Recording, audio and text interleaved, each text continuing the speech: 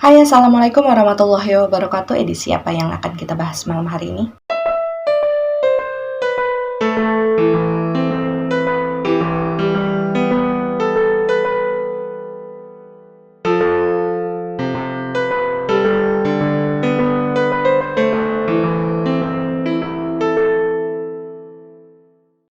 Ya, malam hari ini kita akan masuk lagi ke dalam edisi Dongeng Malam, di mana kisah yang akan sama-sama kita dengarkan adalah kisah mengenai sesosok entitas bernama Ron. Dan disclaimer dulu sebelum memulai cerita, untuk kalian yang mungkin baru pertama kali menonton channel YouTube ini, bahwasanya edisi Dongeng Malam adalah edisi di mana kita semua akan mendengarkan kisah sesosok entitas yang dulunya pernah hidup ya, melalui residual memori mereka yang tertinggal. Perkara kalian nantinya akan percaya atau tidak tentang keberadaan mereka, itu sudah tergantung kepada keyakinan kalian sendiri. Yang terpenting adalah bagaimana caranya kita bisa saling menebarkan energi yang positif dan bisa saling menghargai. Dan ya, jadi Ron adalah salah satu kisah yang berkaitan dengan nantinya ada ya entitas bernama Claudia. Dan memang nantinya setelah kisah Ron, rencananya kisah Claudia melalui residual memorinya si Claudia ya akan ikut kita bahas juga di edisi Dongeng Malam juga, kemungkinan setelah cerita Ron ini turun. Dan untuk mengawali cerita, kita akan memulai dari bagaimana asal-usul si Ron ya, bahwasanya Ron ini merupakan entitas yang berasal dari line tahun 30-an. Hampir sama dengan line ceritanya si Susan, kalau kalian sudah menonton kisahnya Susan. Tapi kalau Susan itu cenderung ke 30-an awal, nah si Ron dan Claudia ini cenderung ke 30-an akhir. Dan sebelum kita membahas bagaimana kisah si Ron dan juga Claudia melalui residual memorinya Ron, akan terlebih dahulu saya membahas mengenai bagaimana kisah kehidupan Ron ini ketika kecil ya, supaya kalian ini bisa mengenal lebih jauh seperti apa sosok Ron. Jadi Ron ini adalah anak laki-laki tunggal satu-satunya dari keluarga dia, ayah dan ibu yang memang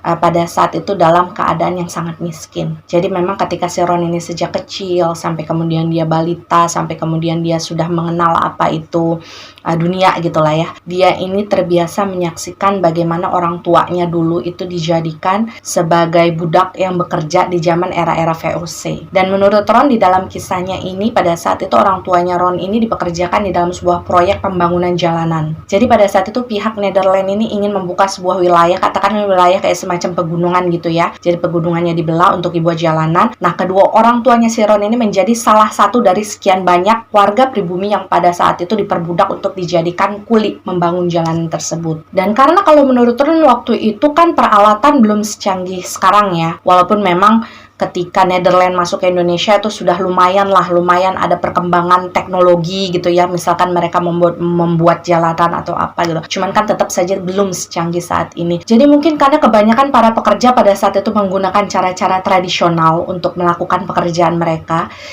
akhirnya memang banyak pekerja yang sakit bahkan meninggal dunia akibat kecapean. Jadi di sela-sela proyek pembangunan tersebut, Ron ini menyaksikan bagaimana orang dalam satu hari itu bisa 4-5 orang tuh meninggal dunia. Ada yang karena kelaparan, ada yang karena sakit tapi tidak diperhatikan, ada yang karena kelelahan. Dan masih menurut Ron ya, ketika dia menyaksikan, dia masih kecil waktu itu, menyaksikan banyak sekali orang yang bekerjakan di sekitar dia selain orang tuanya. Pada saat itu ketika banyak orang yang kelaparan gitu ya, mereka bekerja dari pagi ketemu pagi, dikasih makan sehari cuma sekali. Ketika pihak Belanda tahu orang-orang tersebut kelaparan, ya dibiarin aja gitu. Padahal waktu itu Ron menyaksikan bagaimana orang-orang Belanda yang datang, yang mengawasi para pekerja pada saat itu mereka makan di depan orang-orang yang sedang bekerja dan kelaparan. Jadi mereka itu kayak sengaja gitu, pengen pamer makanan di depan orang yang sedang kelaparan. Dan mungkin di antara kalian ada yang bertanya-tanya, kenapa ketika si Ron ini masih balita, kemudian sampai dia mengenal dunia di sekitar dia gitu ya, ketika usianya masih 4, 5, 6 tahun, itu orang tuanya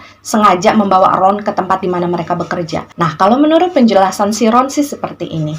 Karena ketika zaman Ron waktu itu hidup, ketika wilayah tempat dia tinggal menjadi salah satu tempat yang sudah diinvasi oleh Belanda, maksudnya sudah dikuasai ya secara pemerintahannya, pada saat itu orang-orang yang ada di sekitar sana itu udah terpencar lah entah kemana. Jadi memang pada saat itu si Ron dan keluarganya ini kehilangan semua sanak saudaranya. Bukan hanya kehilangan dalam artian mereka meninggal atau dibunuh gitu ya. Cuma ya mereka saking pengen pengen nyelamatin diri, jadi ya udah tinggal di mana aja yang sekiranya menurut mereka aman. Jadi pada saat itu mereka hanya memikirkan diri mereka sendiri lah ketimbang keluarga. Dan karena memang mungkin pada saat itu orang tuanya Ron ini merasa khawatir kalau misalkan harus meninggalkan Ron sendirian kan ya di rumah, dia tidak ada yang nemenin gitu. Sedangkan suasana pada saat itu kan masih chaos di antara Belanda dan juga Indonesia. Pada akhirnya si Ron ini ya diizinkan lah untuk ikut orang tuanya. Meskipun ketika si Ron ini ikut, dia tidak diizinkan ya untuk berada terlalu dekat dengan tempat bekerja orang tuanya tersebut. Jadi dia kayak cuma sekedar main-main aja lah di sekitar sana. Dan menurut Ron waktu itu memang bukan cuma dia sendiri anak kecil yang ada di wilayah tersebut, maksudnya di tempat pekerjaan tersebut ya, di jalanan yang sedang dibangun. Ada beberapa anak juga yang seusia dengan dia lah gitu. Jadi memang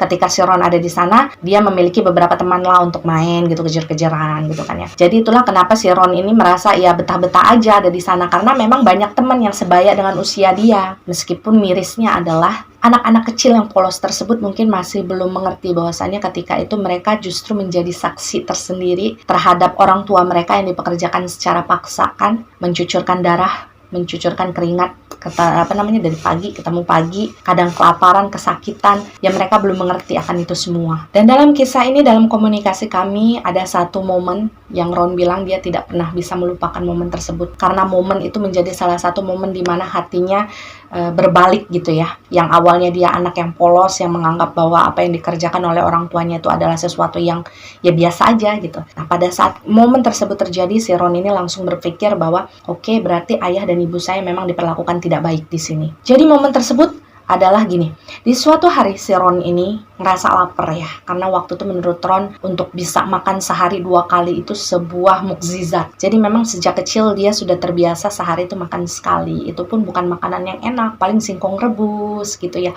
roti yang sudah kering, dan itu pun dikasih oleh pihak Belanda. Karena memang kan orang tua Ron ini nggak punya waktu kemana-mana untuk mencari makanan, untuk mencari uang dari penghasilan lain ya, karena dia benar-benar 24 jam tuh hampir dipekerjakan untuk membangun jalanan tersebut. Dan kebetulan di hari itu si Ron ini bilang kemarinnya dia nggak sempat makan. Namanya anak kecil ya, keasikan main. Mungkin ketika ada temennya jadi rasa lapar itu nggak kerasa sama dia. Dan ketika keesokan harinya barulah si Ron ini ngerasa lapar dan dia ngomong lah sama orang tuanya. Waktu itu dia ngomong sama bapaknya, Pak, Ron lapar. Dan kalau kata Ron, setiap pekerja yang bekerja di sana, karena dia kan menyaksikan sendiri ya, setiap orang, setiap per kepala itu hanya dikasih jatah makanan berupa sepotong roti yang sudah kering gitu ya. Jadi bukan roti yang empuk gitu, bukan. Dan juga segelas air. Dan itu memang jatahnya itu sehari hanya 1 kali. Dan yang lebih mirisnya lagi adalah jatah tersebut itu diambilnya mereka harus rebutan gitu. Jadi nggak dibagiin satu secara rata. Jadi siapa yang pada hari itu nggak kebagian karena dia lambat untuk mendapatkan jatah tersebut, ya udah dia nggak akan makan di hari itu. Dan karena pada saat itu Ron kecil, dia bilang dia masih belum tahu bahwasanya proses seperti itu yang harus dilewati oleh kedua orang tuanya untuk mendapatkan jatah makan kan.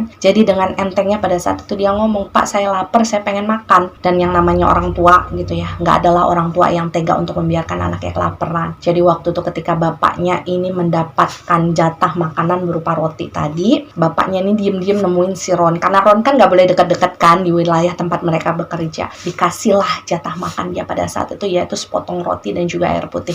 Ini dimakan Ron supaya kamu gak kelaparan. Dan waktu itu Ron bilang dia gak berpikir apa-apa ketika makan makanan yang diberikan oleh bapaknya. Jadi dengan lahap dia makan itu semua. Dan barulah ketika siang menjelang sore hari, ketika si Ron ini sudah selesai main sama teman-temannya, dia kan mau ngeliat ya ke tempat bapak dan ibunya waktu itu. Tapi yang Ron temukan pada saat itu, bapaknya ini agak menjauh dari tempat biasanya dia mengerjakan pekerjaannya. Jadi waktu itu posisi bapaknya tuh lagi nunduk gini ya, lagi kayak mengutin sesuatu di tanah gitu. Dan ketika si Ron lihat, waktu itu bapaknya tuh lagi mengutin kerikil-kerikil kecil yang dari batu.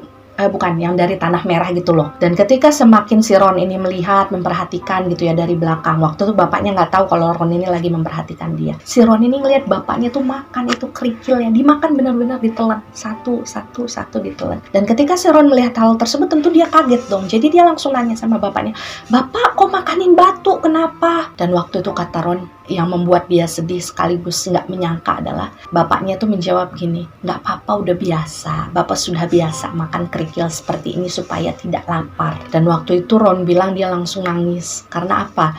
Dia baru menyadari, oh sesulit itu ya ternyata menjadi ayah menjadi ibu. Dan dia baru tahu ketika bapaknya atau ibunya mungkin sedang kelaparan dan mereka tidak memberitahukan hal tersebut kepada Ron. Ya mereka tuh makanin kerikil saking nahan lapar dan gak dikasih makan. Jadi waktu itu di hari itu Ron ini nangisnya tuh karena dia ngerasa nyesel sama bapaknya. Dia kan minta tadi ya jatah makan bapaknya sepotong roti sama segelas air. Dan kata Ron sejak saat itu, sejak dia tahu kebiasaan bapaknya makan kerikil untuk menahan lapar tersebut, dia jadi semakin membenci orang-orang Belanda yang ada di Indonesia. Di momen tersebutlah si Ron ini sadar bahwa oke, mulai detik ini saya akan memusuhi Belanda, saya akan membenci Belanda, dan saya akan mengusir Belanda bagaimanapun caranya nanti ketika saya sudah besar. Dan tidak hanya sampai di sana, ketika si Ron ini usianya sekitar 7 tahunan, Ron ini ayahnya meninggal dunia ya. Almarhum itu meninggal ditemukan oleh si Ron dan juga ibunya sudah terbujur kaku di atas ranjang bambu di rumah mereka. Jadi memang kebiasaan si orang tuanya Ron ini kan setiap hari setelah selesai bekerja itu biasanya pulang jam 3, tidur di rumah gubuk-gubukan gitu loh, rumah ala-ala doang, supaya ibaratnya cuma tempat mereka transit tidur doang, istirahat di sana, dan subuhnya mereka sudah harus kembali lagi ke tempat mereka bekerja. Jadi di rumah gubuk tersebut, tempat mereka istirahat, si Ron dan ibunya di suatu pagi menemukan kondisi ayahnya si Ron ini sudah membeku gitu ya, sudah tidak bergerak. Dan Ron sendiri sampai detik ini bahkan dia tidak tahu apa yang menjadi penyebab ayahnya meninggal dunia. Sakitkah atau memang sudah umurnya sudah tua gitu. Tapi yang jelas ketika si Ron kehilangan ayahnya, waktu itu Ron bilang dia memang berubah menjadi sangat overprotective kepada ibunya. Karena memang kan menurut Ron waktu itu ya cuma ibu doang yang saat ini saya punya dan saya harus melindungi dia. Dan sepeninggal ayahnya si Ron ini pada akhirnya menggantikan posisi ayahnya untuk bekerja di tempat di mana sebelumnya mereka bekerja. Jadi waktu itu menurut Ron, satu-satunya cara supaya dia bisa mengawasi dan melindungi ibunya secara langsung kan dia harus terjun langsung kan ke tempat tersebut. Dan meskipun memang usia Ron itu masih sangat muda, waktu itu masih sekitar 8 tahun, pihak Netherlands yang pada saat itu mempekerjakan orang-orang Indonesia itu tidak pandang bulu. Jadi siapapun yang memang merasa pengen dapat makanan gitu ya, pengen dapat gaji, ya udah sini aja gitu kerja. Bodo amat mau di bawah umur, mau udah tua gitu, nggak apa-apa, gabung aja. Dan pada saat itu akhirnya si Ron ini menjadi salah satu kuli juga yang dipekerjakan untuk membuat jalanan tersebut bersama ibunya. Dan seperti yang kita bahas di atas bahwasanya setiap pekerja yang ada di sana itu harus berebutan kan kalau mendapatkan makanan. Dan Ron ini tahu bahwa ibunya kan sudah lumayan berumur. Kalau misalkan harus rebutan sama pekerja lain yang usianya jauh lebih muda, otomatis sudah pasti ibunya ini akan kalah. Karena memang cara mereka rebutan itu luar biasa loh. Ya kalian bayangkan lah, orang kerja begitu beratnya, sehari cuma dikasih makan 1 kali, dan ketika dibagi makanan itu mereka harus rebutan, itu effortnya seperti apa, terutama orang-orang yang masih muda ya, yang tenaga yang masih besar. Dan pada saat itulah si Ron ini memegang peranan penting. Dia membantu ibunya untuk mendapatkan jatah makanan. Jadi waktu itu yang ikut rebut-rebutan itu si Ron. Waktu itu dia yang ikut rebutan untuk mengambil jatah untuk dia makan dan juga untuk ibunya makan. Dan Ron ini kemudian tumbuh menjadi seorang anak yang cukup kuat secara mental ya. Di dalam beberapa momen yang terlihat dalam residual memorinya dia ini berani banget untuk melawan apa yang dia anggap tidak baik, apa yang dia tidak suka yang dilakukan oleh si pihak Belanda. Jadi misalkan si Ron ini ngelihat ada pekerja yang melakukan kesalahan kecil lah pada saat itu, kemudian dimarahi oleh pihak Belanda yang waktu itu sedang mengawasi pekerjaan mereka, sampai dipukulin, sampai ditendang gitu. Nah si Ron ini dengan berani akan kayak mengkonfrontir si tentara Belanda tersebut, ngomong gitu, kayak bentak-bentak segala macam. Jadi si Ron ini memang sama sekali nggak ada jiwa takutnya di dalam hati. Dan karena sifatnya yang seperti itu, sikapnya yang tegas juga ya, nggak ada takutnya sama sekali, akhirnya si Ron ini dikenal menjadi anak yang paling disebelin sama orang-orang Belanda yang kebetulan mendapatkan giliran jaga gitu untuk mengawasi pekerja. Dan gak jarang Ron juga mendapatkan pukulan-pukulan gitu ya, kalau misalkan ada pengawas yang mungkin keselnya udah terlalu gitu, ngelihat tingkahnya si Ron yang sok jagoan, mungkin kan dianggapnya seperti itu, ya sering tuh dipukulin si Ron, ditonjok, ditendang gitu. Cuman si Ron ini benar-benar gak ada rasa dia kayak rasa pantang menyerahnya itu gak ada sama sekali untuk ngebelain orang-orang yang menurut dia waktu itu gak salah. Hingga kemudian mungkin jaraknya sekitar 1 tahun ketika si Ron ini sudah menjadi pekerja di tempat tersebut untuk menemani ibunya ya. Kemudian ibunya si Ron ini jatuh sakit. Dan waktu itu si Ron sendiri bilang dia nggak tahu ibunya sakit apa. Karena itu kembali lagi ketika ada pekerja yang sakit di tempat tersebut yang nggak nggak ada yang diperhatikan sama sekali. Jadi ketika si Ron ini tahu ibunya sakit, waktu itu kan si Ron ini akhirnya membawa ibunya ke rumah gubuk mereka yang tempatnya nggak jauh dari tempat mereka bekerja. Dan waktu itu si Ron bilang sama ibunya, udah ibu istirahat, biar Ron aja yang bekerja. Cuma karena mungkin memang judulnya adalah kerja paksa ya pada saat itu, ketika mungkin mereka tahu ada salah satu pekerja yang tidak datang gitu, akhirnya ada beberapa orang Belanda yang memang ditugaskan untuk mengawasi pekerjaan pada saat itu mendatangi gubuknya si Ron dan juga ibunya. Mereka menemui ibunya si Ron dan mereka memaksa ibunya si Ron ini untuk datang ke tempat mereka bekerja dan tidak libur. Nah pada saat itu si Ron ini sempat melawan karena dia merasa ibunya sakit gitu ya, lemes gitu, nggak bisa ngapa-ngapain. Dan karena hal tersebutlah si Ron ini sempat dihajarin habis-habisan sama orang Belanda karena dianggap sudah, udahlah kamu masih kecil, jangan sok ngatur-ngatur orang yang dewasa gitu. Dan ketika ngelihat anaknya dipukulin gitu ya sampai berdarah-darah, akhirnya ibu Ron ini bilang sama Ron, udah nggak usah dilawan lagi, ibu nggak apa-apa, ibu masih kuat untuk bekerja. Jadi waktu itu si Ron ini akhirnya dengan berat hati, dia sambil nangis-nangis ngeliat ibunya kan. Ibunya ini akhirnya dibawalah sama tentara Belanda tersebut untuk balik ke tempat kerja dan bekerja seperti biasa. Dan situasi di mana ibunya Ron ini dipaksa bekerja ketika kondisinya sedang sakit itu berjalan selama beberapa hari. Hingga kemudian si Ron lupa di hari keberapa pada saat itu ketika sedang bekerja, posisinya kan pada saat itu mereka samping-sampingan ya, karena si Ron ini selalu berusaha untuk tidak berjarak terlalu jauh dari tempat ibunya. Waktu itu Ron melihat ibunya langsung jatuh pingsan. Dan ketika ibunya jatuh pingsan, si Ron ini sampai bilang dia tuh berteriak minta tolong sama orang-orang yang ada di sana untuk nolongin ibunya. Dan waktu itu bukannya nggak ada orang loh ya, banyak sekali pekerja-pekerja, bahkan orang-orang Indonesia sebenarnya juga banyak di sana yang menjadi kuli di sana ya. Tapi si Ron ini sebenarnya berharap dari pihak Belanda yang pada saat itu kan bertanggung jawab ya di situ. Dan ada beberapa orang loh yang lagi ngawasin dan ngelihat ibunya pingsan. Jadi maksudnya si Ron ini tolonginlah ibu saya pingsan, dia lagi sakit. Tapi meskipun si Ron ini berusaha berteriak minta tolong ke sana kemari, itu nggak ada satupun yang nolongin dia. Bahkan orang-orang Belanda yang pada saat itu sedang ngawasin pekerjaan mereka, itu cuma ngeliatin doang, ngeliatin ibunya sambil senyum-senyum ketawa-ketawa nggak jelas. Dan karena ngerasa kesal kan si Ron ngeliat ibunya pingsan, dia nggak bisa ngapa-ngapain, dia juga masih kecil kan untuk ngegotong badan ibunya sendirian ya dia nggak akan kuat. Akhirnya si Ron ini memutuskan untuk lari. Jadi di luar area tempat di mana mereka bekerja itu ada sebuah kayak semacam perkantoran lah ya, perkantoran sederhana karena dibuat sementara kan, di mana ada petinggi-petinggi dari proyek tersebut bekerja setiap harinya. Jadi akhirnya si Ron ini nekatlah lari ke tempat tersebut, ke kantor itu. Dia dorong pintunya, dia buka, dia masuk begitu saja tanpa mengucapkan salam sama sekali gitulah. Intinya dia di sana berteriak minta tolong sama siapapun yang ada di sana, tolong ibu saya pingsan di sana. Dan waktu itu kalau kata Ron, ketika dia masuk berteriak kayak orang gila, nangis-nangis ya minta tolong, itu orang-orang yang ada di dalam tempat tersebut, orang-orang Belanda semua, itu cuma bengong aja ngeliatin si Ron, kayak ngeliat, ih nih anak kenapa nih masuk-masuk sini gitu kan. Mungkin juga di antara mereka kan ada yang belum mengerti bahasa Indonesia mungkin ya. Jadi ketika si Ron ini kayak dicuekin di dalam situ, bayangin kalian berdiri di depan orang-orang yang cuma ngeliatin kalian dengan aneh gitu, perasaannya kan gimana. Tapi ketika si Ron ini nunggu lumayan ya sekitar 10 menitan lah, nunggu sambil bengong di ruangan tersebut, diliatin orang-orang sambil nangis bercucuran air mata. Akhirnya dari salah satu ruangan lain ada seorang menir, kalau kata Ron,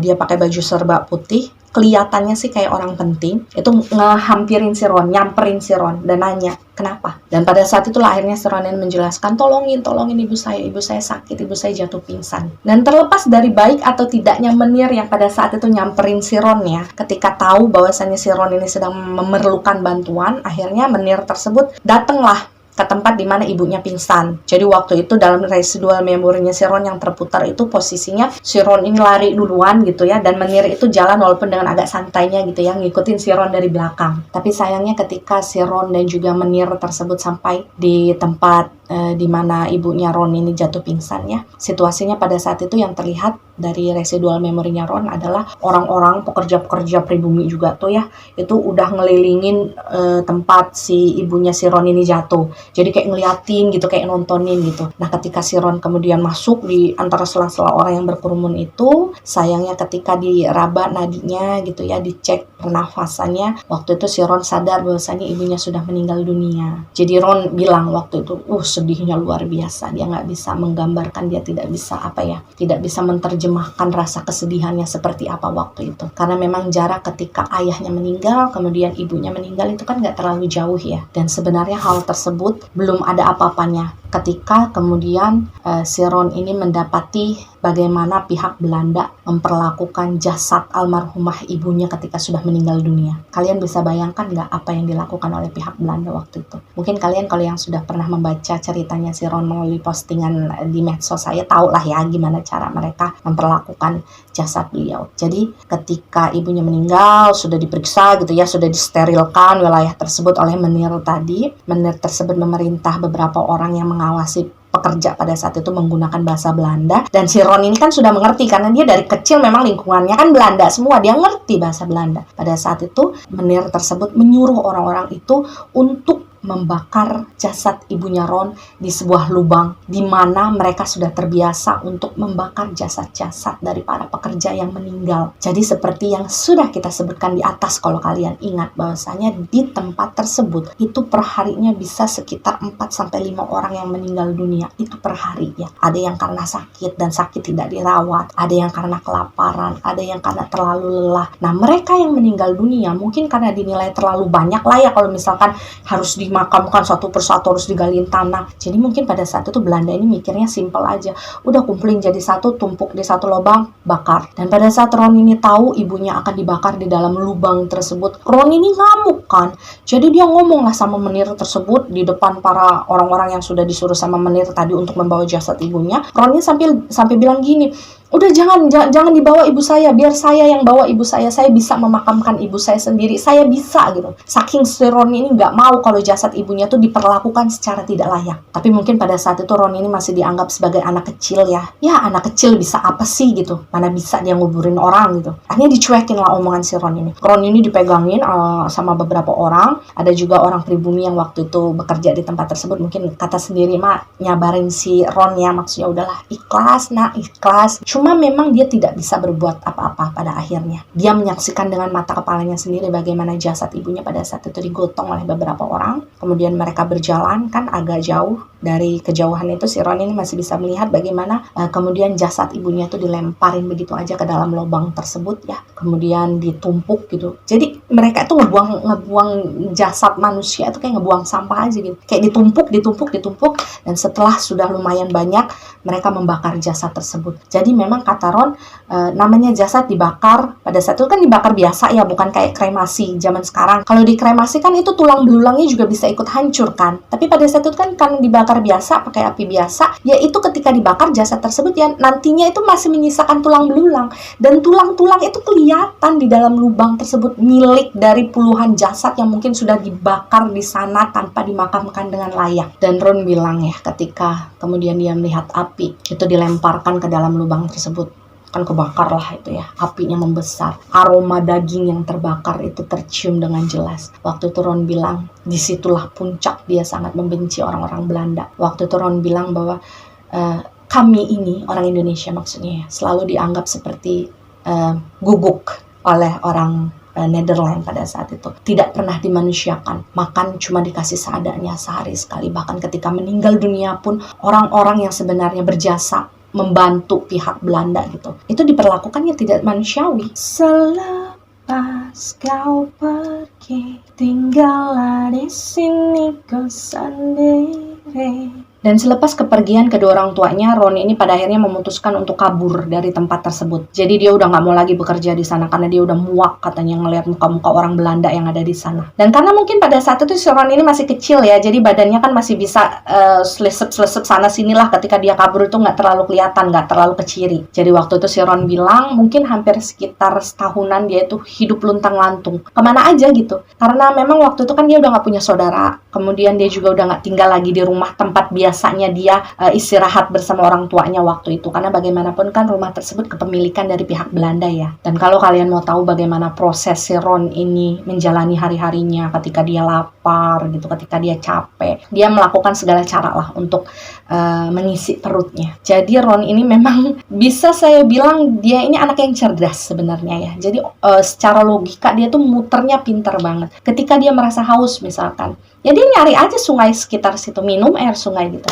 Atau misalkan dia lagi nggak ketemu sungai, dia nyari pohon kelapa, mana ya pohon kelapa gitu. Ketika dia ketemu pohon kelapa, dia naik tuh pohon kelapa, terus dia ambil, dia makan dagingnya, dia minum airnya. Pernah di suatu ketika si Ron bilang dia ini kelaparan ketika dia melewati sebuah, katakanlah kayak semacam hutan gitu ya, untuk menuju ke sebuah wilayah. Karena kan memang waktu itu hidupnya nomaden. Waktu itu dia tidak menemukan apapun, maksudnya kayak pohon kelapa nggak ada, pohon pisang nggak ada gitu kan, singkong nggak ada. Akhirnya dia ngeliat ada ular lewat, ditangkap itu ular. Benar-benar dia tangkap, dia kuliti, kemudian dia bakar di api yang dia buat. Dan dia makan dengan lahap daging tersebut. Jadi memang segala sesuatu yang pernah terjadi di dalam hidupnya Ron ini membuat si Ron ini sangat tangguh. Baik itu secara mental, baik itu secara kemampuan dia dalam bertahan gitu ya. Ya dia udah jagoan lah dari kecil. Hingga kemudian setelah sekian lama si Ron ini hidup luntang-lantung gak karuan gitu kan, ketika dia capek tidur ya udah tidur aja di atas batang pohon, ketika kehujanan dia udah dia kehujan-hujanan gitu.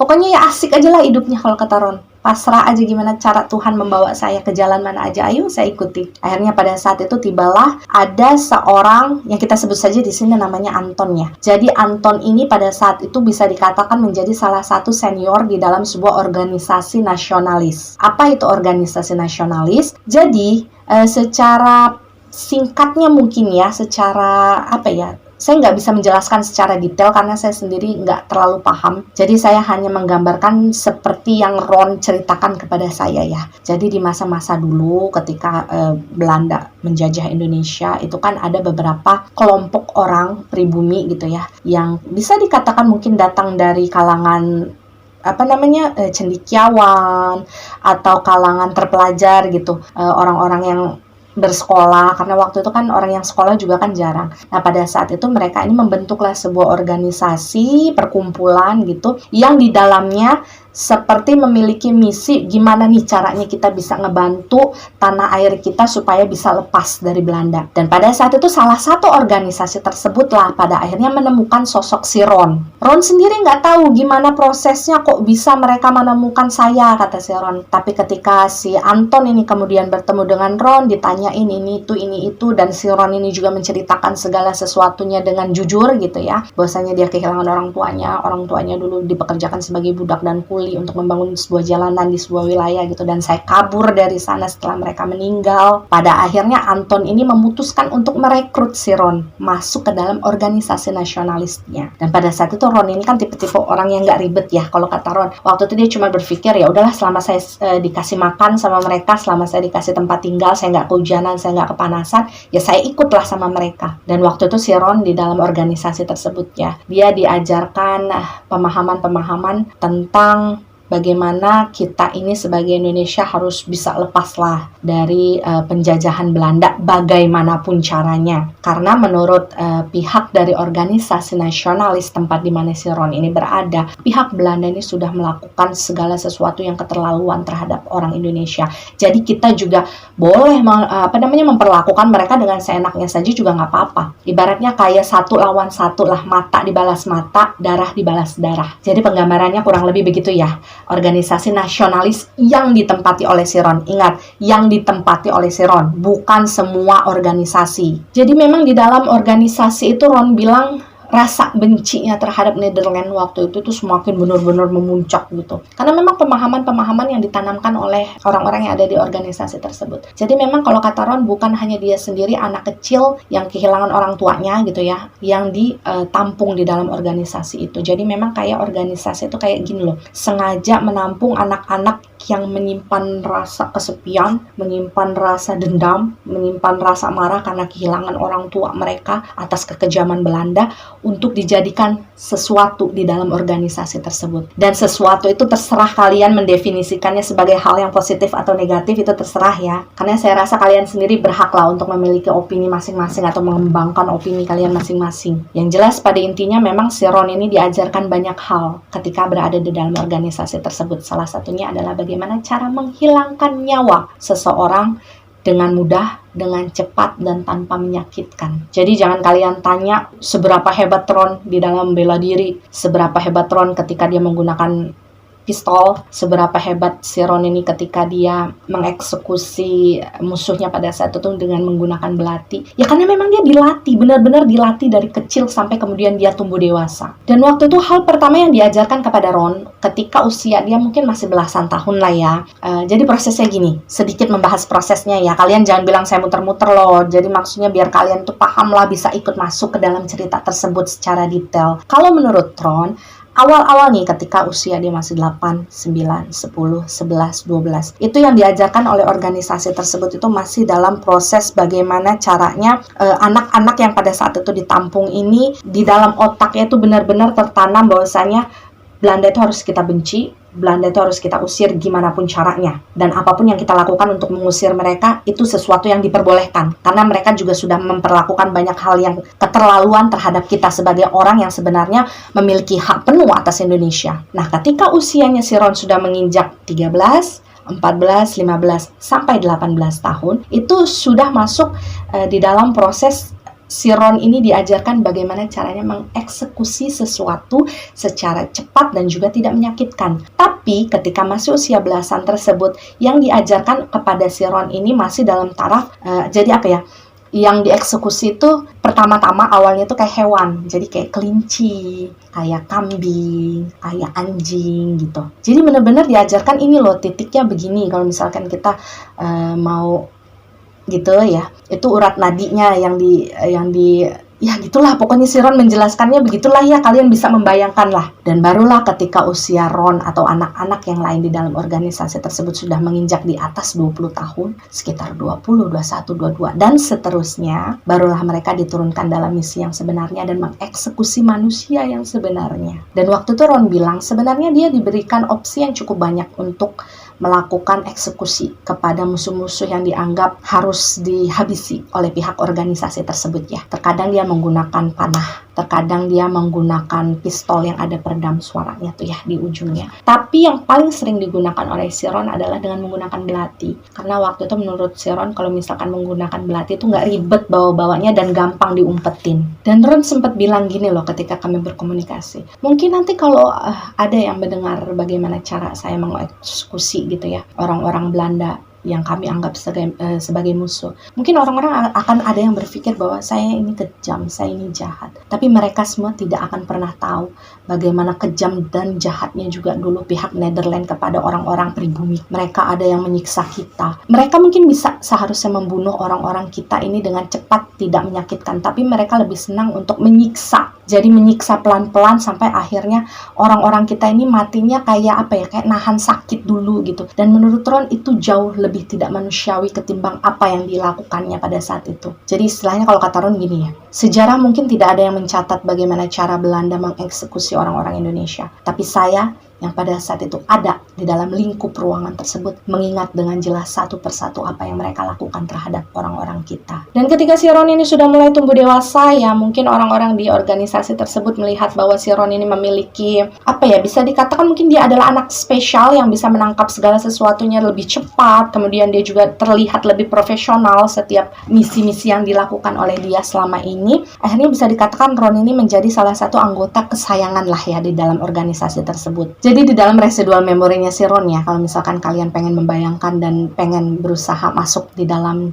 residual memori tersebut, saya berharap salah satu di antara kalian mungkin bisa menangkap setiap kali melakukan misi-misi. Kemudian si Ron ini harus mengeksekusi orang-orang yang memang ditugaskan untuk dieksekusi pada saat itu, yaitu orang-orang Belanda ya kebanyakan. Itu si Ron akan datang di dalam hening. Dia biasanya akan menutup sebagian wajahnya menggunakan sapu tangan yang dia ikat segitiga gitu ya. Dia ikat ke belakang, maaf. Karena sejak awal si Ron ini memang tidak pernah mau kalau misalkan wajahnya dikenali oleh orang yang akan dibunuhnya. Dan karena memang si Ron ini dilihat selalu berhasil gitu ya, ibaratnya kayak success rate-nya ini di atas 80% terus nih anak gitu. Pada akhirnya si Ron ini mulailah diberikan misi-misi yang bisa dianggap cukup berat lah. Dan pada saat itu si Anton, kalau kalian masih ingat, salah satu anggota senior dari organisasi nasionalis tersebut itu mengatakan sesuatu kepada si Ron. Dia bilang, Ron, kamu tumbuh menjadi seseorang pria dewasa yang memiliki wajah katakanlah tampan ya kalau dibandingkan dengan orang-orang yang pada saat itu ada di sekitar dia. Jadi saya pengen kamu memanfaatkan ketampanan yang kamu punya untuk misi-misi yang sepertinya agak sulit dilakukan oleh anggota organisasi lainnya. Jadi memang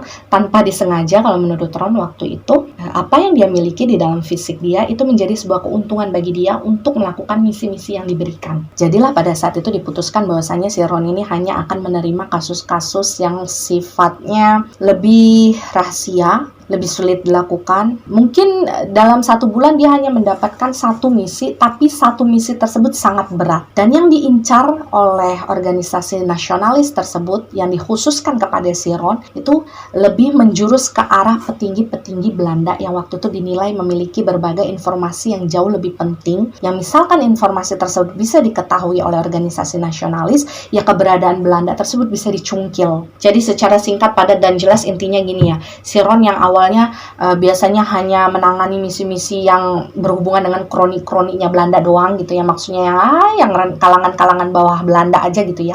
Nah pada saat itu mulai diubah, jadi si Ron ini mulai menangani kasus-kasus, mendapatkan misi-misi di circle kalangan atas dari para petinggi ataupun pejabat Belanda yang waktu itu ada di Indonesia. Dan sebenarnya gini ya guys, sedikit agak membahas si Ron. Si Ron ini mungkin dia nggak sadar bahwasanya secara natural dia ini memiliki sikap yang gampang masuk ke dalam semua kalangan. Jadi dia tuh kayak tipe-tipe social butterfly gitu loh, gampang akrab dengan orang.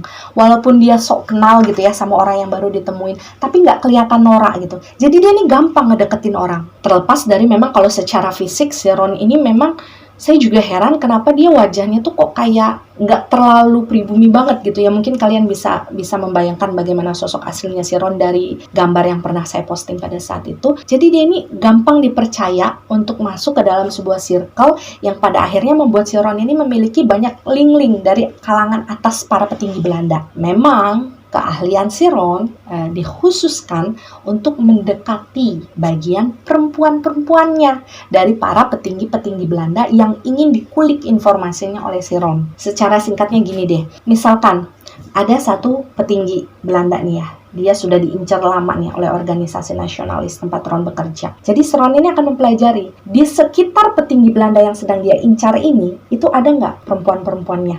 Misalkan entah itu istri, entah itu pacar, entah itu simpenan, entah itu anak gitu, yang perempuan ya. Kalau misalkan ada, itulah yang akan didekati oleh si Ron. Jadi peran si Ron ini bisa jadi apa aja. Bisa ngedeketin sebagai pacar, bisa ngedeketin sebagai selingkuhan, simpenan gitu ya. Bahkan Ron pernah menikah 3 kali dengan perempuan Belanda secara diam-diam demi mendapatkan informasi. Dan pada saat itu si Ron sempat bilang gini ketika kami berkomunikasi. Ketika perempuan jatuh cinta, maka tidak akan ada rahasia yang bisa dia simpan lagi di dalam hati dan otaknya. Jadi kalau kalian paham sampai di sini, kenapa tujuan Ron pada saat itu mengincar pihak perempuannya? Ya karena itu tadi.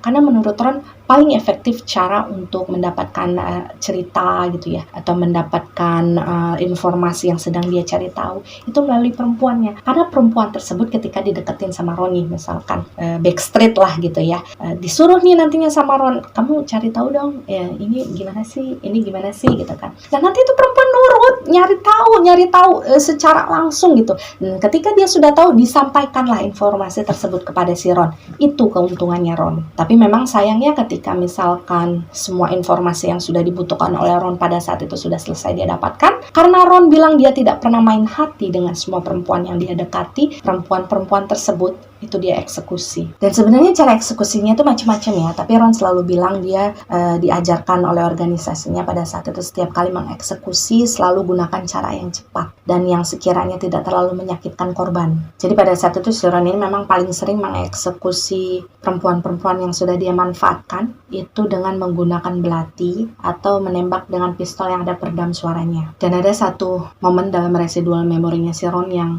cukup bikin merinding ketika saya melihat.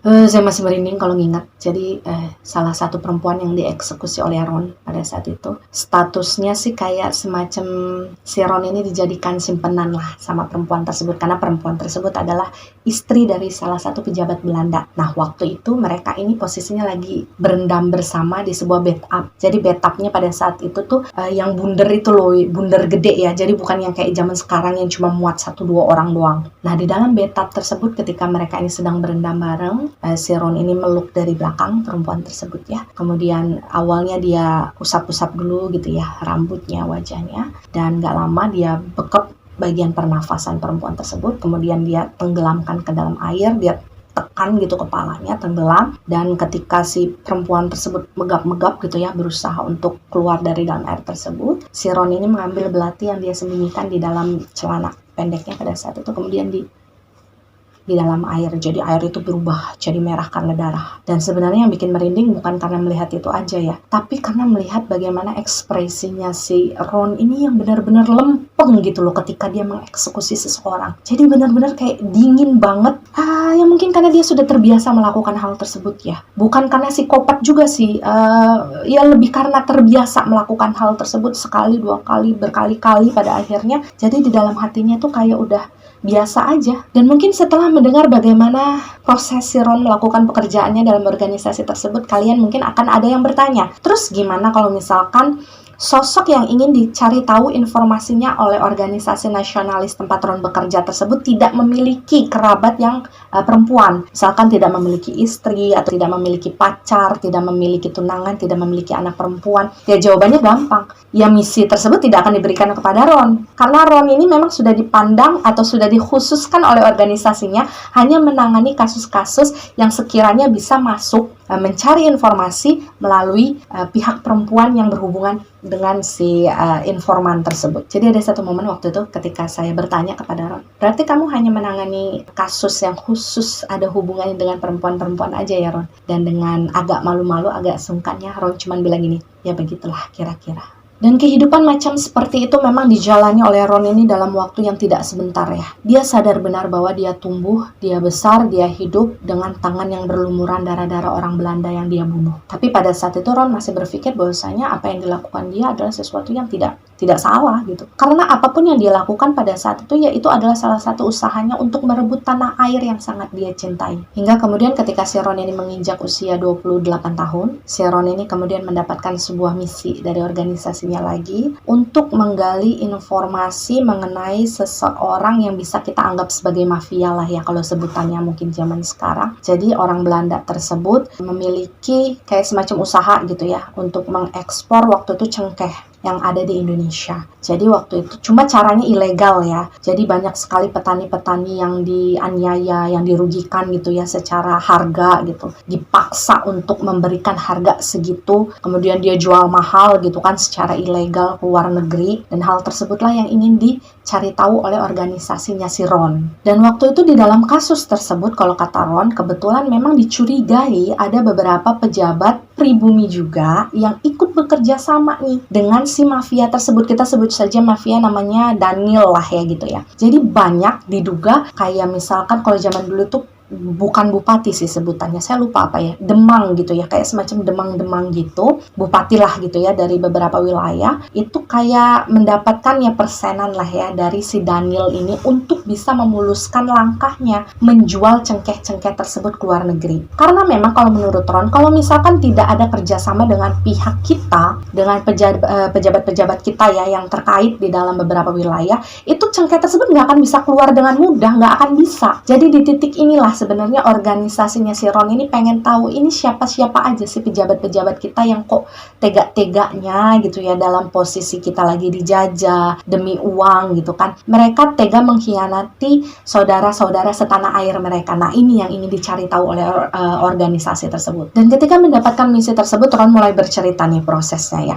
Dia dipanggil ke kantor organisasi, dijelaskan ini ada misi seperti ini, seperti ini. Dan waktu itu di hadapannya Ron dalam residual memorinya dia diberikan sebuah berkas, kertas-kertas gitu ya, kertas-kertas zaman dulu lah yang warnanya masih kecoklatan, masih ditulis pakai tangan. Itu dia disuruh baca beberapa informasi yang sudah didapatkan dari beberapa mata-mata yang bekerja di organisasi tersebut. Nah waktu itu kalau kata Ron, ketika dia membaca berkas-berkas tersebut, sebenarnya dia sudah melihat nih ada foto, sebuah foto waktu itu masih hitam putih lah, belum ada warnanya sama sekali. Jadi waktu itu pihak organisasi ini memberitahu kepada Ron, orang ini punya seorang anak perempuan, anak tunggal, namanya Claudia. Dan waktu itu si Ron melihat tuh fotonya. Cuman Ron bilang waktu itu dia masih biasa aja. Maksudnya mungkin karena kalau di foto itu kan dia nggak bisa melihat secara detail kan. Beda sama zaman sekarang foto HD segala macem kan. Jadi waktu itu dia masih belum ada perasaan apa-apa ketika melihat fotonya si Claudia. Dan ketika kemudian si Ron sudah mendapatkan penjelasan panjang lebar, kamu harus begini, informasi ini yang harus kamu gali, ini yang harus kamu lakukan begini-begini, pada akhirnya si Ron ini setujulah untuk melakukan misi tersebut. Dan waktu itu Ron memang sudah memutuskan bahwasanya target utama yang harus dia dekati terlebih dahulu untuk mendapatkan informasi yang harus dia cari ya adalah si Claudia itu. Karena si Daniel ya pada saat itu memang posisinya tidak memiliki istri. Jadi memang satu-satunya orang yang dia punya dan kebetulan juga adalah perempuan itu ya anaknya dia sendiri yaitu Claudia. Dan disinilah mulai si Ron menceritakan bagaimana proses Ron ini kemudian bertemu dengan Clau. Saya memanggilnya Clau ya, biar lebih singkat aja gitu. Jadi waktu itu Ron bercerita dia mulai datang ke beberapa party-partinya orang Belanda gitu. Dimana dia tahu bahwa di party tersebut si Clau ini sudah kemungkinan besar pasti datang. Ya namanya mata-mata lah, dia pasti tahu lah ya untuk mencari informasi ini dan itu. Tapi si Ron bilang, ketika itu usia si Clau tuh masih sekitar 20-21 tahunan lah kalau kata si Ron. Memang jaraknya agak jauh dari si Ron usianya. Nah, waktu itu si Ron ini agak bukan shock sih ya, lebih ke nggak nyangka aja gitu.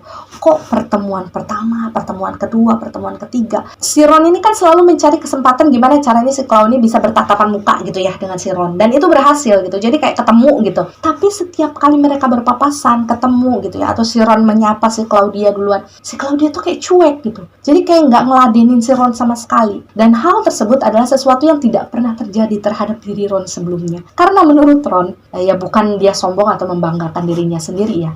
Dengan sesuatu yang dia miliki secara fisik, secara pembawaan gitu ya, cara dia bicara gitu, gaya so asiknya dia. Itu setiap kali ada perempuan misalkan ketemu sama dia ajak kenalan, dia ajak ngobrol lah gitu. Itu pasti bakal baper meskipun itu pada pertemuan pertama. Tapi pada saat itu hal tersebut tidak berlaku kepada Claudia. Justru si Ron ini dicuekin. Dan ketika si Ron ini merasa kok sekali, dua kali, tiga kali saya dicuekin, kok saya kayak nggak dapet lampu hijau gitu ya dari perempuan ini. Pada akhirnya si Ron ini muter otak lagi lah, gimana ya caranya supaya saya bisa memiliki kesempatan bertemu dengan Clau dengan lebih sering, dengan lebih lama, maksudnya secara intensitasnya. Jadi mereka ini lebih sering lebih sering lihat-lihatan lah. Barangkali kalau misalkan lebih sering lihat-lihatan si Clau ini bisa jadi naksir gitu sama si Ron. Dan waktu itu kata Ron, dia mendapatkan sebuah informasi bahwasanya si Claudia ini kan hobi nunggang kuda ya. Jadi waktu itu karena memang dia anak semata wayang dari orang yang bisa dikatakan kaya raya Belanda tersebut kan, akhirnya si Clau ini bergabunglah di salah satu komunitas penunggang kuda gitu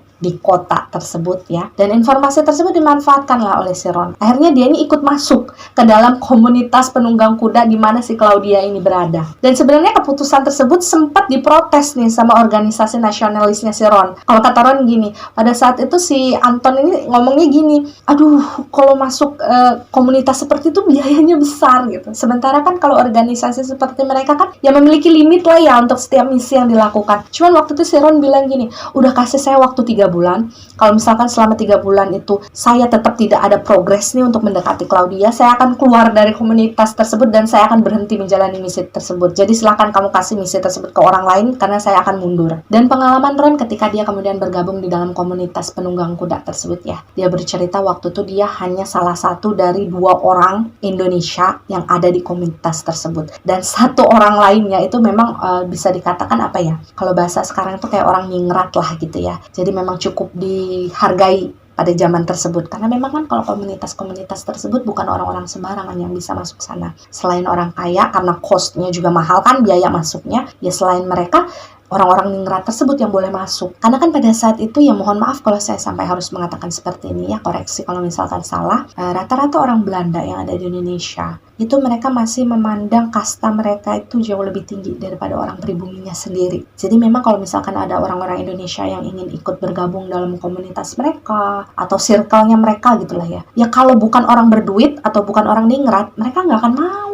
Dan waktu itu karena si Ron ini kan punya link-link gitu, channel-channel orang-orang yang katakanlah orang-orang pentingnya Belanda gitu kan waktu itu. Akhirnya kan Ron ini dianggap ya udahlah dia juga orang yang punya kedudukan yang lumayan penting gitu. Tanpa mereka tahu bahwa pada saat itu si Ron ini juga menjadi salah satu anggota organisasi nasionalis. Dan menurut Ron ketika dia mulai menjalani hari-harinya dalam komunitas penunggang kuda tersebut, dia mulai nih memperhatikan si Claudia gitu ya, bagaimana kehidupan dia sehari-hari, karena memang kalau menurut Ron, Claudia ini hampir setiap hari datang ke sana. Jadi memang tidak ada jadwal pasti ya, bebas gitu, dalam seminggu kamu datang berapa kali itu bebas. Jadi setiap orang yang sudah terdaftar menjadi anggota di sana itu kan dikasih jatah kuda satu-satu ya, buat dipakai setiap kali mereka datang ke sana. Dan si Clau ini hampir setiap hari dia datang ke sana, saking dia suka berkuda. Tapi gini ya, bahkan ketika si Ron ini sudah masuk ke dalam komunitas tersebut, si Claudia ini masih cuek sama dia. Jadi meskipun si Ron ini berusaha untuk charper gitu ya, untuk nyari ya topik apa aja lah yang bisa dibahas bersama Claudia, itu ya Claudia ini masih kelihatan kayak nggak tertarik aja gitu loh. Gimana ya ngejelasinnya? Jadi si Ron ini kayak ngerasa ini yang salah dari saya apanya gitu ya. Biasanya saya melakukan hal ini itu bisa gitu nge-guide perempuan dengan gampang, dengan mudah gitu, nggak perlu perjuangan selama ini. Karena pada saat itu kalau misalkan bukan Ron yang mulai pembicaraan kepada si Claudia gitu ya Claudia ini sama sekali nggak mau bicara sama Ron. Jadi kayak gini loh, misalkan si Ron ngomongnya panjang bla bla bla bla bla bla bla, Claudia cuma jawab ya, nih. Jadi memang si Claudia ini tipe-tipe yang nggak ada basa-basinya sama sekali. Tapi khususnya ke si Ron ya, karena si Ron ini dalam keseharian di komunitas tersebut sebenarnya melihat Claudia ini cukup akrab kok sama beberapa anggota lainnya. Tapi nggak tahu kenapa giliran sama si Ron, si Claudia ini kayak memasang tembok di antara mereka. Jadi kayak seolah-olah dia nggak mau berkomunikasi lebih banyak dengan si Ron. Dan di suatu hari ketika si Ron ini pikirannya udah mumet, maksudnya kayak, udah deh, kayaknya kalau misalkan sekali ini beneran gak berhasil untuk menarik perhatiannya, kalau udah deh saya nyerah, capek ngejerin perempuan gitu, sampai kata si Ron kayak gitu kan. Akhirnya di suatu hari dia memutuskan untuk gini, gak tahu kenapa tiba-tiba muncul aja di kepala dia sebuah ide, saya pengen jatuhin diri dari kuda yang sedang dia tunggangi pada saat itu. Dan kebetulan ada Claudia di dekat dia. Dan beneran pada saat itu kudanya dia kan lagi trop gitu ya sama kudanya, itu dia ngejatuhin diri beneran loh dari atas kuda. Dan si Ron tuh bilang gini, lucunya gini, saya kan niatnya mau pura-pura jatuh ya, tapi ternyata ketika dia menjatuhkan diri, itu satu kakinya tuh nyangkut di sadelnya kuda. Jadi kalian bayangkan kudanya lagi trop gitu, lagi jalan, dia ngejatuhin diri, kakinya nyangkut, jadi si Ron ini keunclang-unclang gitu loh sama si kuda. Kan sakit ya kakinya keikat sebelah. Dan waktu itu si Ron ini sempat bilang gini, karena saya ngerasa sakit kakinya, saya maksa narik gitu. Akhirnya dia jatuh, tapi talinya ternyata belum lepas sepenuhnya dari kaki dia. Jadi dia sempat keseret satu putaran sama itu kuda. Dan Ron sampai bilang gini, saat itu saya berpikir mungkin saya mati waktu itu, karena rasanya sakit luar biasa. Tapi memang kalau kata Ron, semua rasa sakit yang dirasakan pada saat itu terbayar dengan sempurna ketika kemudian dia jatuh, dia terseret di atas pasir gitu ya, mulutnya itu udah pasir semua. Itu dari kejauhan dia ngeliat kudanya si Claudia itu mendekat. Dan gak lama Claudia turun dari kudanya, nyamperin si Ron dan nolongin dia, ngulurin tangan kepada si Ron. Dan waktu si Claudia ini mengulurkan tangan kepada Ron, membantu si Ron ini supaya bisa berdiri gitu, di sanalah si Ron ini baru sadar bahwasanya di bagian betisnya itu ada luka sobek yang cukup panjang, yang cukup dalam. Dan waktu itu kakinya tuh kondisinya udah berceceran darah. Jadi pasir tempat dimana dia sempat keseret itu sebenarnya udah berceceran darahnya dia. Tapi waktu itu mungkin karena saking senengnya bahwasanya perjuangan si Ron selama ini membuahkan hasil gitu kan, akhirnya Claudia nyamperin dia, nolongin dia pada saat itu. Ya semua itu gak dirasain sama si Ron, rasa sakitnya. Dan kata Ron, sejak saat itu memang hubungan yang terjalin antara dia dan juga Clau ini semakin membaik lah ya. Nah, si Clau ini gak secuek dulu gitu ya. Ketika diajak ngobrol sama si Ron, Claudia ini mau mulai meladeni gitu ya, ngomongnya mulai banyak gitu kan. Dan sesekali justru nyamperin si Ron, nanyain gimana kabarnya, gimana keadaan luka kamu. Dan waktu terus berjalan, pendekatan tersebut dilakukan gitu oleh si Ron mungkin sekitar 2 bulan. Si Ron ini mulai memberanikan diri lah untuk, kalau kata zaman anak sekarang, nembak lah ya, nembak si Claudia. Dia menyatakan perasaannya kepada si Claudia. Dan kata Ron ya, ketika kami berkomunikasi. Anehnya gini, ketika dia kemudian memutuskan untuk mengungkapkan perasaannya kepada Claudia, dia sendiri nggak paham tentang perasaannya pada saat itu. Maksudnya gini, misalkan dia memacari seorang perempuan atau bahkan menikahi seorang perempuan, dia nggak pernah ngerasain ada getar-getar gitu loh di dalam hatinya. Tapi ketika dia kemudian memutuskan untuk sudahlah, ini kayaknya saatnya saya untuk menyatakan perasaan gitulah ya. Walaupun pada saat itu si Ron itu kan masih berpikirnya dalam kepalanya tuh, ya udah ini kan misi saya pura-pura suka sama dia gitu kan. Cuma nggak tahu kenapa kata Ron, ketika dia mengungkapkan perasaannya kepada si Claudia, itu jantungnya tuh kayak berdebar cepat gitu. Jadi dia kayak tegang. Jadi memang hari dimana si Ron ini memutuskan untuk nembak si Claudia,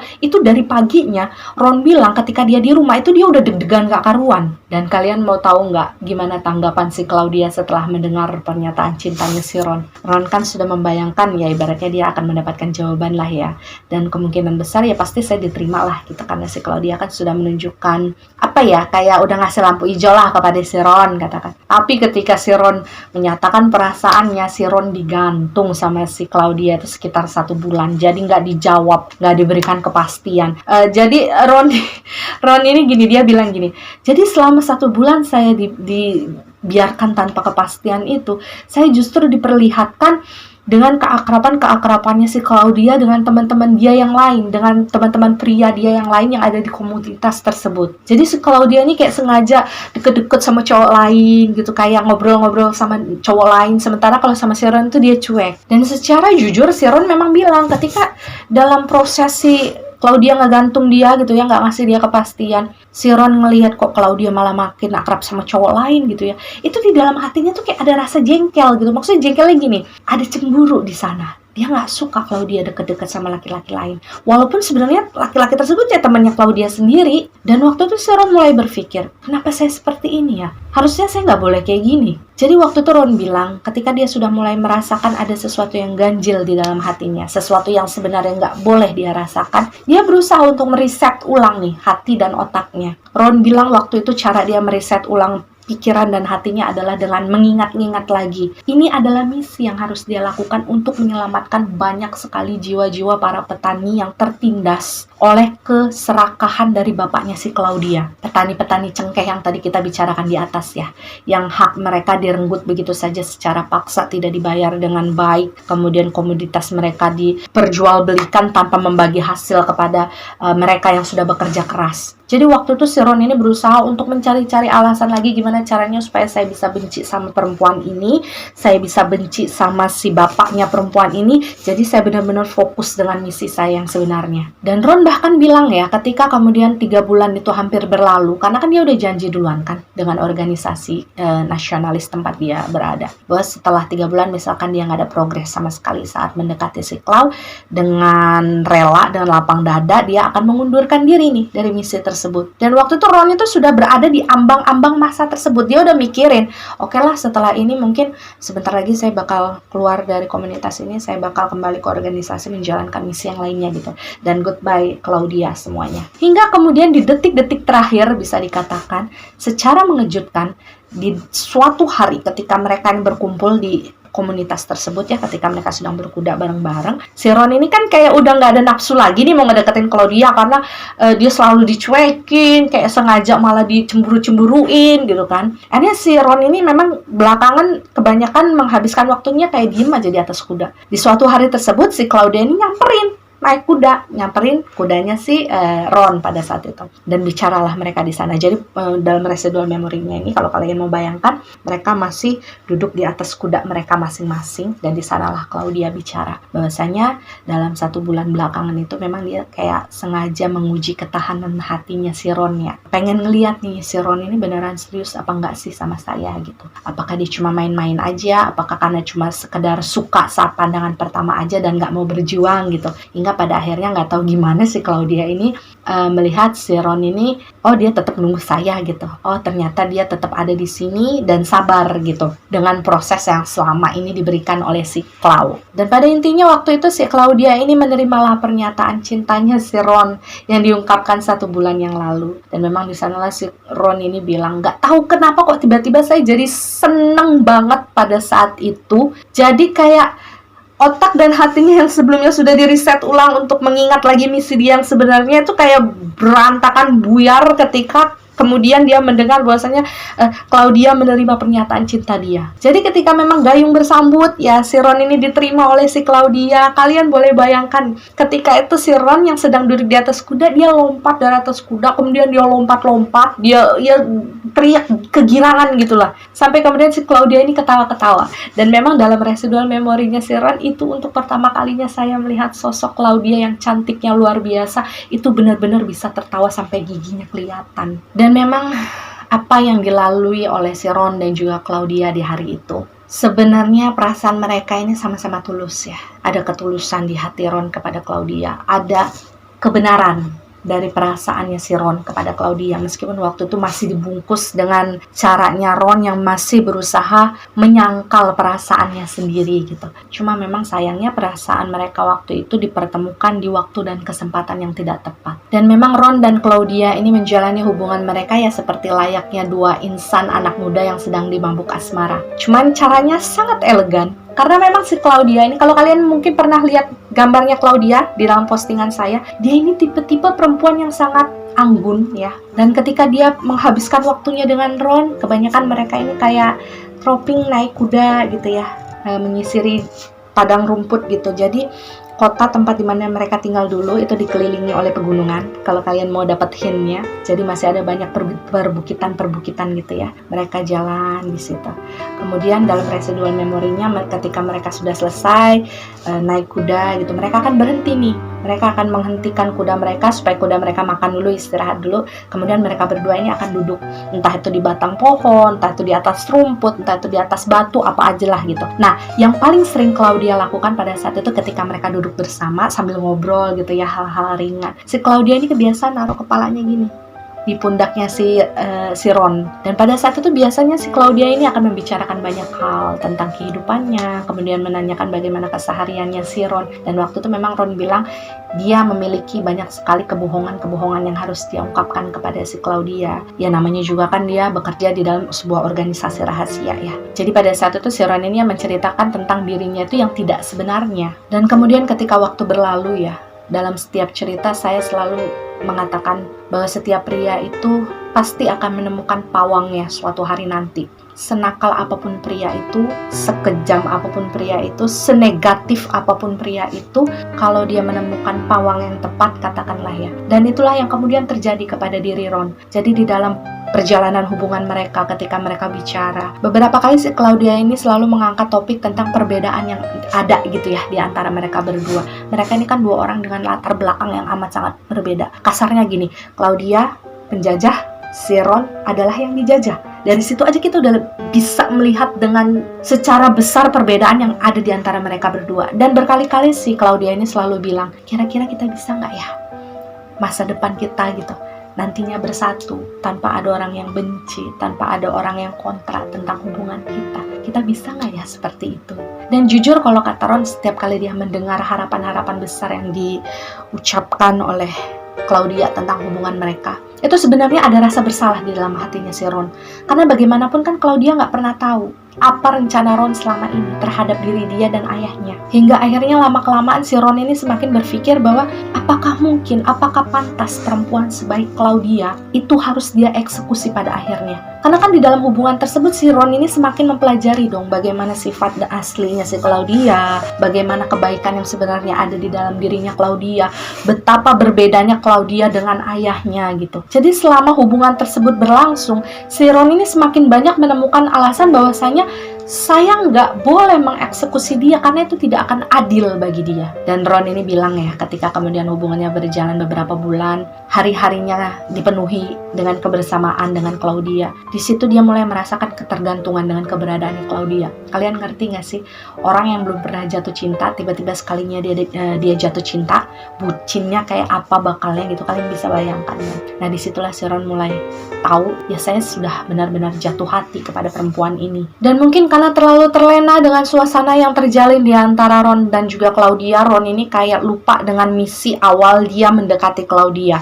Jadi dia benar-benar lupa untuk melakukan segala sesuatu yang harusnya sudah dia lakukan. Dan waktu itu karena memang si Ron ini kan masih punya atasan dong di dalam organisasi tersebut. Jadi dipanggil lah oleh atasan tersebut, oleh orang-orang senior lah yang ada di dalam organisasi itu. Ditanya kan, Ron gimana? gimana progresnya, gimana perkembangannya, informasi apa aja, udah sampai di titik mana nih kamu bisa mencari informasi yang kita butuhkan. Dan Ron bilang waktu itu, di sanalah untuk pertama kalinya di dalam hidupnya si Ron ya, sejak kecil dia dirawat di organisasi tersebut sampai kemudian dia tumbuh dewasa, di situ dia pertama kali berbohong terhadap organisasinya. Jadi jawaban yang diberikan oleh Ron waktu itu yang ngebulet aja gitu, kayak muter gitu, hingga pada intinya si Ron ini cuma minta diberikan waktu lebih lagi gitu untuk menggali informasi lebih banyak, karena informasi yang dia dapatkan saat ini belum terlalu lengkap untuk diselesaikan. Dan kecemasan yang melanda hatinya si Ron ini tidak hanya berhenti sampai di sana ya. Ketika dia udah mulai mumet kepikiran tentang tanggung jawabnya yang harus dia lakukan di organisasi tempat dia berada, ditambah lagi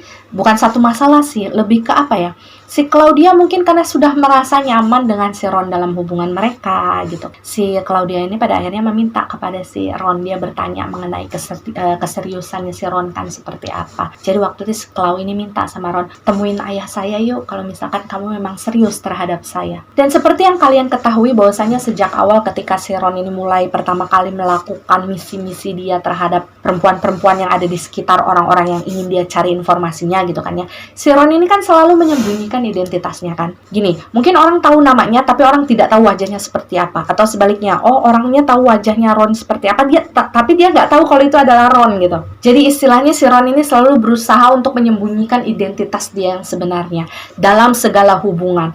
Meskipun pada saat itu si Ron ini sudah pernah menjadi simpanan perempuan di sini, sudah pernah menjadi suami dari perempuan yang di sini, sudah pernah menjadi pacar di sini, tapi dia selalu menjaga segala sesuatunya undercover. Jadi benar-benar backstreet. Dia meminta pasangannya pada saat itu untuk menyembunyikan hubungan mereka, karena memang tujuannya si Ron kan pengen pergi kan di akhirnya, dan pengen tidak diketahui oleh siapa-siapa. Dan ketika kemudian si Clau ini meminta keseriusan Ron, dan pada saat itu meminta Ron ini untuk menemui ayahnya sebagai bukti keseriusan tersebut, bingung kan akhirnya si Ron ini harus gimana, sedangkan dia harus menyembunyikan identitasnya. Dan akhirnya mungkin karena ketika si Ron ini kapasitas otaknya sudah tidak bisa lagi menampung kebohongan-kebohongan yang harus dia buat, dia harus kembali lagi menutupi kebohongan dan kebohongan yang lain gitu, istilahnya si Ron sih bilangnya seperti itu. Pada akhirnya di suatu hari, nggak tahu kenapa mendadak aja, si Ron tidak pernah merencanakan sebelumnya, tapi di hari itu ketika dia bertemu dengan Claudia, sedang bersama Claudia, dia menceritakan segala sesuatunya mengenai misi yang diberikan oleh organisasi nasionalis kepada dia terhadap Claudia dan juga ayahnya. Jadi waktu itu diceritakanlah oleh si Ron semua-muanya, nggak ada yang diumpet-umpetin sama dia,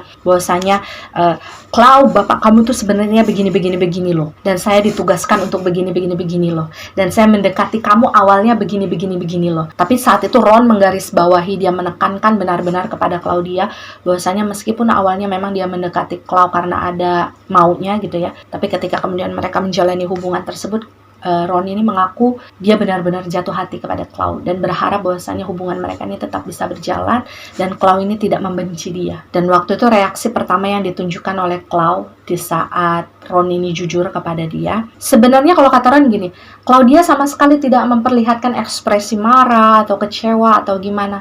Mungkin dia marah ya siapa sih yang gak marah kalau dibohongin kayak gitu. Cuma si Clau ini kan tipe-tipe orang yang pandai bermain ekspresi. Dia sama sekali nggak maki-maki si Ron, nggak marah-marah di depan si Ron. Tapi pada saat itu Claudia memang minta break sejenak dari si Ron. Waktu itu Claudia bilang, kita jangan ketemu dulu ya. Kasih saya waktu 1 minggu untuk berpikir.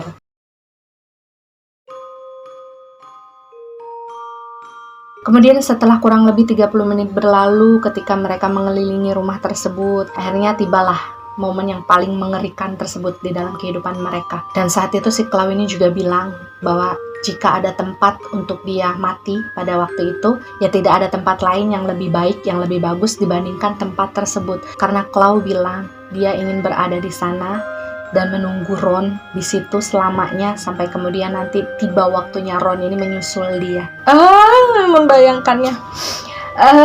Dengan tangan yang gemetar hebat, saya jamin waktu itu si Ron tangannya gemeteran.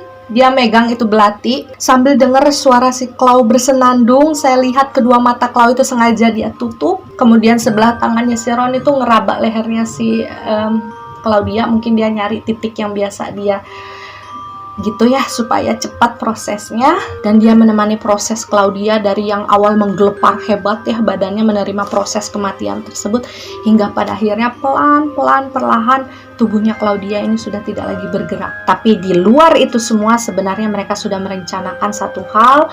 Mereka memutuskan bahwasanya masalah ini tidak boleh menyisakan satu orang pun termasuk Ron.